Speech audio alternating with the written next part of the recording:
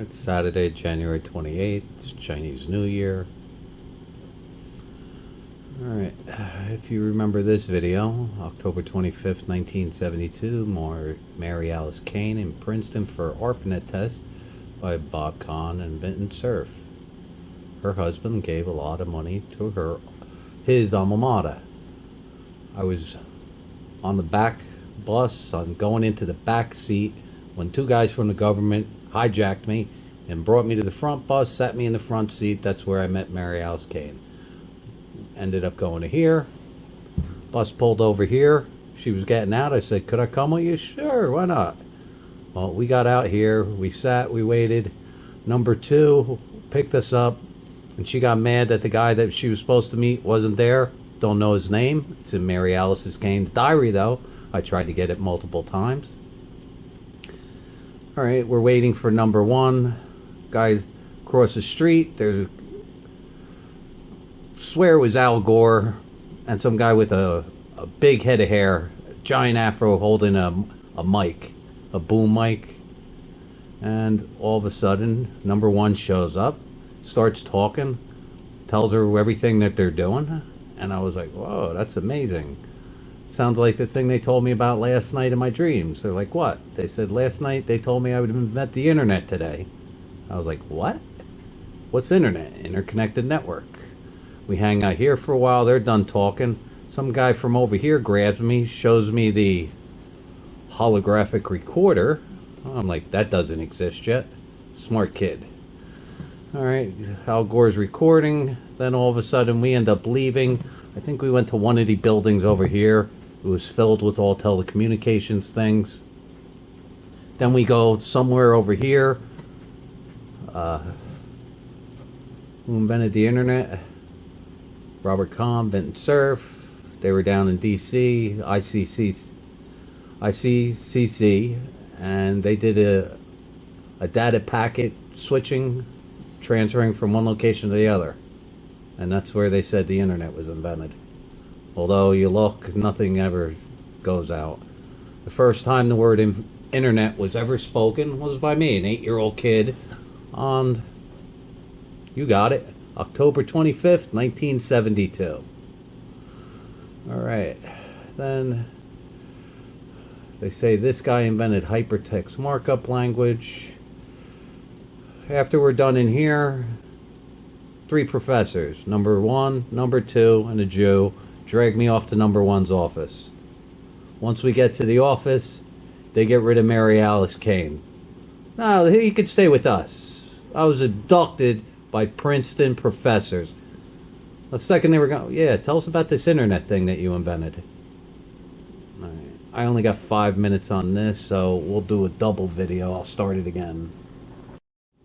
All right, in number 1's office, all of a sudden I notice in the center of the room on a coffee table, it's not a table, in the middle of the room, there's another holographic recorder sitting there. So they start asking me all these questions about these people in my dreams that they tell me. And I tell them, you know, hey, I invented the text messaging, the fastest way of typing on a computer, on a phone keypad, 12-button keypad. It's on phonekeyboard.com. Then I tell them about the internet, where it's going, what it's going to become. I was like, yeah, in the future, you'll be able to go to a computer, type in question, and find the answer. I didn't call the search engine. You go up to a computer, you type it in. If it's connected to the internet, you find your information. Then I started bugging them out. They were asking me more questions about the future. So I tell them about money. I said, yeah, in the future, the bills that we use are going to change because they have to, counterfeiters. So eventually the pictures of the president are going to get bigger. They're going to have holograms on them. A holographic ink, I should say. They're going to have watermarks in them. Things are going to be embedded in the paper. What else? Yeah, that's pretty much it, what I told them about that. Then I told them that the World Trade Center was going to fall down in the future. The Jews, like, come on, I don't believe this kid. I was like, well, I don't care if you don't believe me. I'm just telling you what the things that they told me in my dreams. You know, the 2 towers, they're coming down. Then I told them about cell phones. I was like, yeah, this internet, you're going to have cell phones. And they're like, what's a cell phone? I was like, it's like a walkie-talkie, except it's a phone. You know, same tech. It's just more advanced, and lots of people are going to have them. Like everybody on the planet is going to want a cell phone. Then they keep going, well, how do you know all this? I says, well, they tell me that I invented a touchscreen phone, and I filed a patent on it, and they won't give me a patent on it. It's been going, it'll go forever. If you go to handheld keyboard, you can see that patent. It went back and forth 12 times. Patent office refuses to give it to me. And that's another story we'll get into, where everybody just stole it. What else? Well, those are the main things, you know, and everything I'm telling you right now was all recorded on this holographic recorder that was in the room. It was a mirrored box. It was about this long, about that wide, maybe 7 inches, 10 inches, 7 inches, mirrored all the way around, and it was a holographic recorder. That's what I was told. You know, World Trade Center opened April 4th, 1973. It said that Robert Kahn and Vinton Cerf invented the internet. They never once, in 1972, had ever told anybody internet. Alright, right after I told those 3 people, all of a sudden a 4th guy shows up. Hey, come on in. This little 8-year-old, people in his dreams tell him the future all the time. Turns out this guy's involved in the hypertext markup language. First time hypertext was spoken, supposedly it was this guy. But if you look, it says 1991, in the late 1991. This was, what, October 25th, 1972. They go, all right, how's the internet work? And I tell them what hypertext is. I was like, you know, if you look on the typewriter, you have a greater than and less than symbol. Guess what? No one ever uses it. It's the least used symbol on the computer keyboard. I would say that's how you hypertext. You put things inside of there, and that lets you know what's happening with the words. And everything's like embedded within these greater than, less than. And they're like, well, what's embedded? I was like, well, if you have a document, as you're going along, if it's bold, you'll put a B in there, and it'll tell you that it's bold. If it's italics, you'll put an I in there, it'll tell you it's italics. If it's underlined, you'll put a U in there, it'll be underlined. That is where hypertext came from. Everything after was hypertext markup language, not hypertext. First time hypertext, supposedly this guy did it, but he never explained how it worked or how to do it, so I introduced the internet to the hypertext, or I should say, the people from my dreams, the people that were telling me my future and the future of the world. So, there's a full story. And guess what? Eventually, the holographic recorder is going to turn up. Right now, YouTube is 4K. They supposedly have it for 8K right now. Well, when I was shown the holographic recorder, they told me, we're here because of what you put up on YouTube. So, eventually, holographic recordings are going to be going up on YouTube. Uh-oh, I told the future. I always get in trouble for doing it. Nah, I ain't crazy. The future's here. All these things happened already.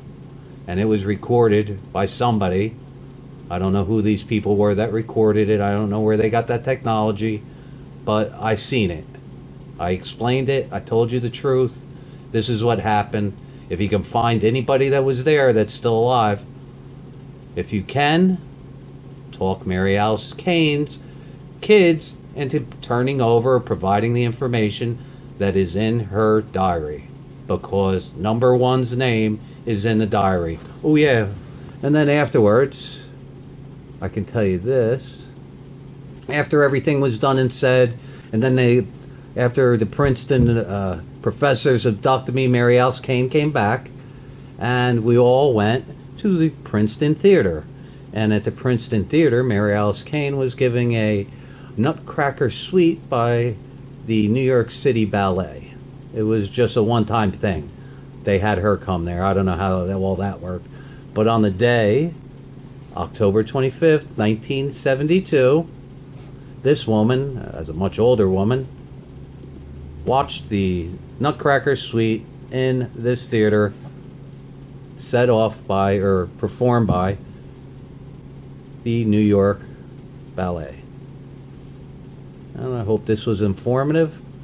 As usual, more than 7 billion people on the planet, and not one person on the planet knew about this information. Oh wait, yeah, there was. She died last year. Her name was Dolores Cannon. Everything I just told you, and a lot of the stuff that you see on my channel, I was told on August 12th, 1972, that when I met her, I had to tell her everything I know. This was some of the information that she needed to know, and some of the things that I had told her. Welcome. And I got some good information coming up soon. Can't wait. It'll probably be posted right after I put this one up. Love you. Duh, I forgot like one of the most important things, and the phone rang, and that's one of the things I did tell them that they were shocked at. I was like, yeah, in the future, I finally have my invention, touchscreen phone, and I told them the phone number I would have on it. It was a special phone number. I was like, yeah, when I get older, that's going to be my phone number. They're like, how do you know that? Oh, they told me. And it took me years to get this phone number, more than 10 years. But I now have it. Well, everybody that knows me already knows the phone number. I've had it for more than 20 years. It's my phone number. It used to be a law firm. Now it's mine. That is my phone number. So there's another one. How can a little 8-year-old boy know a phone number that he would not own for the next 20 years? And no, I'm not going to tell you my phone number. Don't call me. Don't bother me. I get enough problems. Everybody calls me all the time. All right. I had to add that little backup on things that I told them.